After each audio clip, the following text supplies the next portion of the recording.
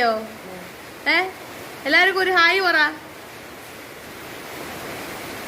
ആ അപ്പൊ വയ്യാങ്കിൽ നിങ്ങൾക്കൊക്കെ ഒരു ഹായ് തന്നിട്ടുണ്ട്. കണ്ടോ, ഇവിടെ പെരുമഴയാണ് കൂട്ടുകാരെ. മഴ പെയ്താൽ നമുക്ക് ഇവിടെ ഇങ്ങോട്ട് വെള്ളം അടിച്ചു കയറ്റും. കണ്ടോ, നല്ല സൂപ്പർ മഴയാണ് കൊല്ലത്ത്.